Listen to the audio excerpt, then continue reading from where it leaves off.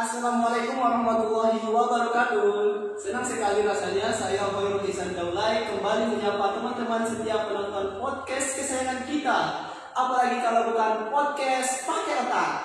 Ya, podcast pakai otak tak pernah lelah untuk menampilkan orang-orang yang luar biasa yang akan memberikan informasi-informasi pengalaman-pengalaman yang menarik, yang penuh inspirasi dan motivasi yang bisa kalian ambil pelajaran darinya sehingga bisa kalian terapkan dalam kehidupan sehari-hari yang positif-positifnya maksud saya guys. Jadi pada kesempatan kali ini karena kita juga masih berada dalam balutan bulan suci Ramadan yang penuh berkah ini, kita akan membuat atau mendatangkan maksud saya orang yang luar biasa yang akan mengisi konten podcast pakai otak dalam edisi spesial Ramadan. Dan tidak tanggung-tanggung, bintang tamu yang luar biasa yang telah kita undang untuk hadir di studio kita ini, dia adalah seorang yang luar biasa sekali guys kalau menurut saya. Karena bintang tamu kita ini banyak sekali telah menjalani atau mendapatkan prestasi-prestasi yang luar biasa dan juga telah mengikuti berbagai macam organisasi. Langsung saja saya bocorkan siapa orangnya. Bintang tamu kita yang luar biasa ini seorang mahasiswa S1 Ekonomi Syariah pada kampus UIN Syarif Hidayatullah.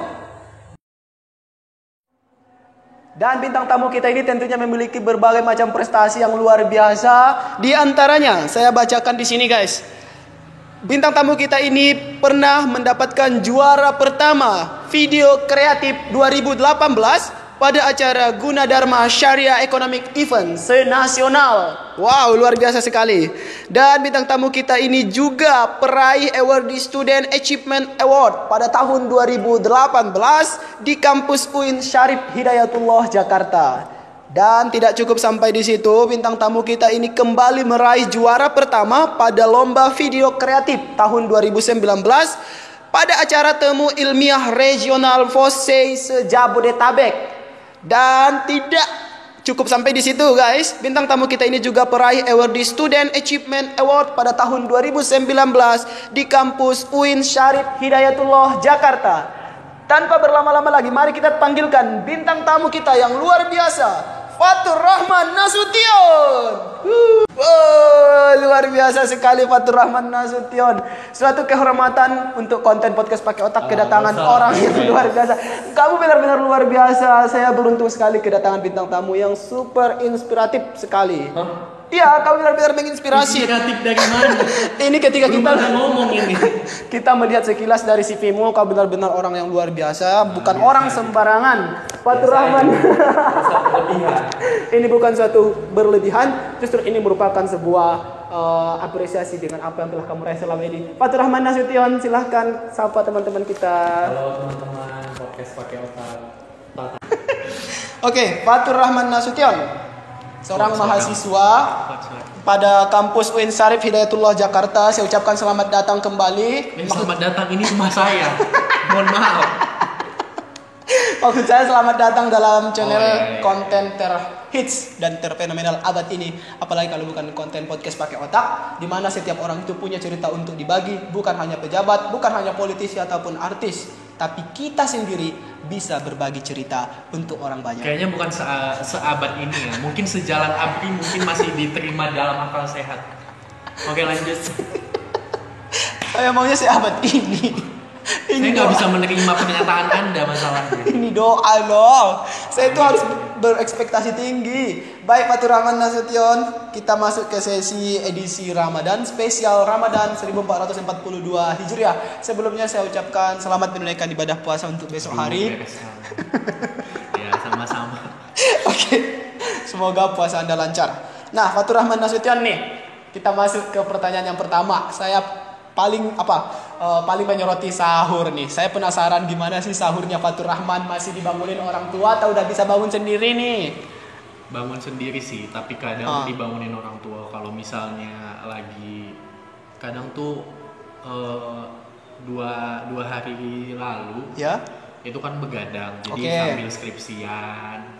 Kan masih skripsi nih, insya Allah mudah-mudahan doain ya teman-teman. Amin. Amin. Sidang langsung wisuda, amin. Okay. Jadi lagi skripsi itu kan sampai begadang-begadang. Iya. Ngedraft skripsi itu kan sampai jam 2 ya, betul. kan. ngumpulin mood juga gitu-gitu. Kadang sambil nonton film juga kebablasan gitu kan. Ya udah tidurnya lama kan otomatis susah bangun. Jadi kadang dibangunin orang tua. Peran orang tua akhirnya di situ. Iya. Tapi biasanya bangun sendiri sih, karena memang niat itu kan dari kita sendiri. Kayak misalnya kita udah niatin nih, kita mau bangun nih sama kita niatin nih, kita mau bangun jam 4 nih misalnya. Kan itu udah tersave di memori kita, dan itu kadang tanpa perlu alarm juga kita kayak kaget sendiri dan bangun sendiri gitu. Karena udah tersave di otak kita nih, aku mau bangun jam 4, aku mau bangun jam 4 nih. Tiba-tiba kebangun aja gitu sendirinya. Nah, otomatis itulah alasannya kita bisa bangun sendiri, ya kan? Kan udah diatur kian atau apa sih tadi istilahnya? Didoktrin kali enggak sih? Ya, pokoknya kalau aku diajak kompromi lah otak kita ya. Pokoknya aku niat sih, dalam bahasa aku itu diniatkan gitu. Oke, jadi sosok Fatur Rahman ini ternyata masih saja dibangunin orang tua untuk sahur hanya karena kebablasan mengerjakan skripsi. Dan kita doakan semoga skripsinya cepat siap dan tidak ada lagi istilahnya larut-larut malam tidurnya, sehingga nanti tidak ada yang namanya insomnia ya. Sebenarnya itu penyakit yang sedang saya alami gitu. Susah kali tidur gitu kan. Itu karena kebiasaan sih sebenarnya atau tuntutan gitu ya. Dari dulu pas semasa kuliah dari 2016 tuh, enggak 2016 sih, 2017 lebih tepatnya. Jadi itu pas semester 2 udah mulai banyak tugas kan. Jadi kadang kita itu kan lebih suka yang kepepet gitu kan. Misalnya kayak besok deadline, besok dikumpulin baru ngerjain semalam. Padahal waktunya itu panjang buat ngerjain. Ya namanya manusia kan. Apalagi kayak aku nih tipenya itu yang suka nggak ada tugas gitu langsung dikerjain gitu, tapi lebih suka deadline gitu, deadlineers gitu orangnya. Makanya sering begadang tuh karena memang deadline-nya besok. Nah, karena kebiasaan begadang lewat dari jam 12, nah itu udah sering dibawa-bawa ke kehidupan sehari-hari gitu, dan hampir tiap hari sih dari 2017. Dan menjadi sebuah kebiasaan gitu ya. Jadi karena kebiasaan makanya insomnia juga. Tapi itu sebenarnya tidak untuk kita tiru sih guys. Untuk teman-teman lebih bisa lah untuk manajemen waktunya. Ya itu dia, jangan yang dari pelajaran yang diambil itu kalau ada tugas lebih baiknya itu langsung dikerjain gitu. Jangan langsung jangan ditunda-tunda gitu, karena nanti bakalan rugi sendiri dan capek sendiri. Misalnya besok deadline-nya kita kepepet malam ini ngerjainnya itu dan buat capek gitu. Dicicil satu-satu. Iya, betul. Sehingga kita dengan manajemen waktu itu yang untung kita sendiri. Manajemen waktu juga penting. Luar biasa sekali. Nah, Fatur Rahman Nasution, pasti Anda sama-sama kita ketahui bahwa kita masih berada dalam suasana pandemi. Ramadan ini merupakan Ramadan kedua kalinya berturut-turut masih dalam suasana pandemi. Nah, apa sih yang menjadi perbedaan yang mencolok menurut Fatur Rahman ketika Ramadan sebelum pandemi dengan Ramadan yang sekarang yang pandemi? Mungkin kalau di Ramadan pandemi ini konteksnya pas lagi kuliah ya. Kan sebelum pandemi juga masih masuk kelas aktif gitu kan. Ya kalau pandemi ya kita pulang gitu di rumah gitu. Jadi udah puasa pertama kita udah bareng orang tua, sahur bareng orang tua, buka bersama dengan orang tua. Sholat tarawih bisa maksudnya di wilayah rumah gitu kan. Nah kalau di sana kan ya sebagai mahasiswa perantau gitu kan.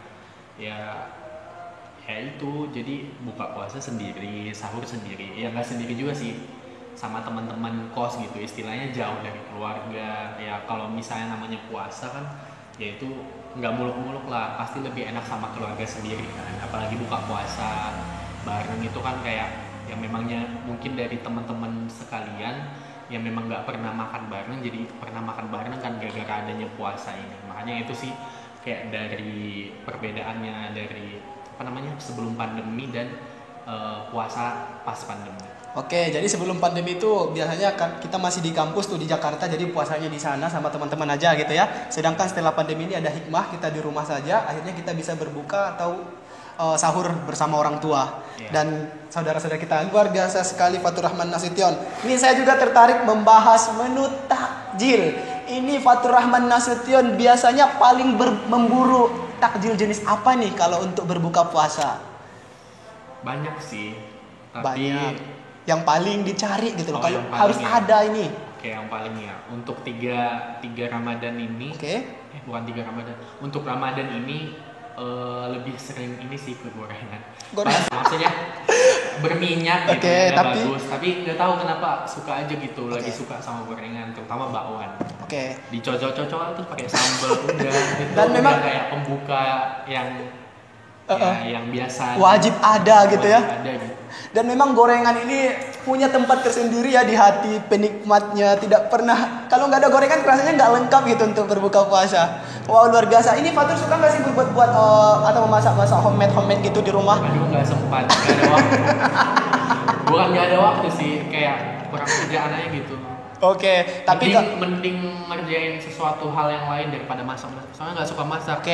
Tapi lebih belanja. Kalau di rumah, ini kan konteksnya di rumah ya. Kalau di rumah malas gitu. Tapi kalau di kampus dulu, ya mau nggak mau sih. Soalnya kan, ya kalau misalnya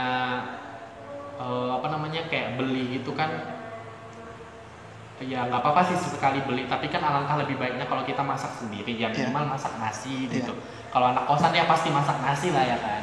Nah itu kan lebih kayak saving money juga, jadi uang kita juga nggak terlalu banyak keluar. Apalagi kalau di bulan puasa, ya kita bisa mengumpulkan lebih banyak uang daripada sebelum puasa gitu. Karena kita nggak mengeluarkan banyak untuk makan, yang biasanya makan 3 kali sehari.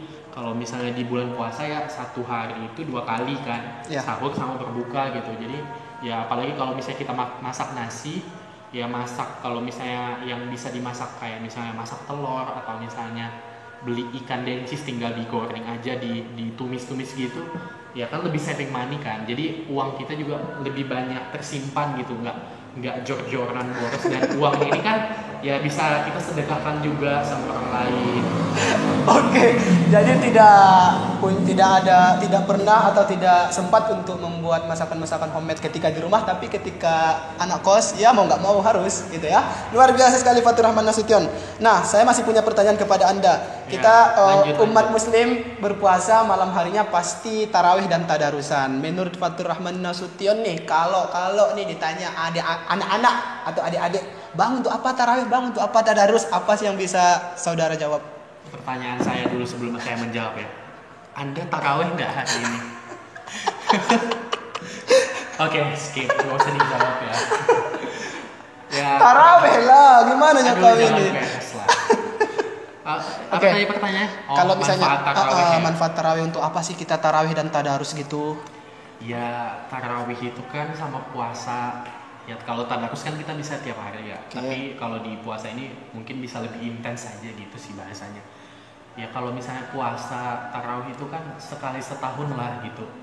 Jadi apa sih salahnya kita tarawih gitu?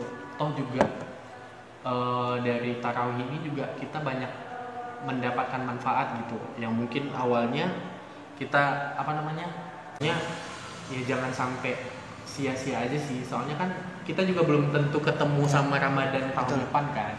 Ya umur kan kita nggak ada yang tahu. Jadi sebisa mungkin selagi kita masih dikasih kesempatan sama yang di atas, ya kita manfaatkan waktunya untuk beribadah. Karena sebenarnya tujuan kita itu kan nggak muluk-muluk.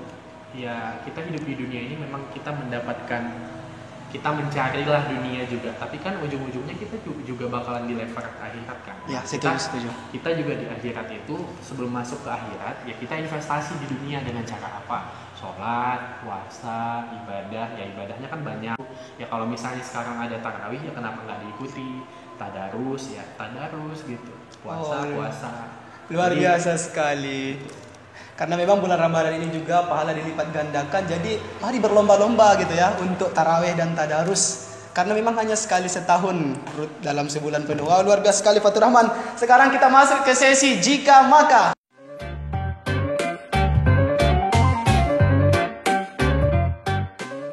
Baik, Jika Maka Fatur Rahman Nasution.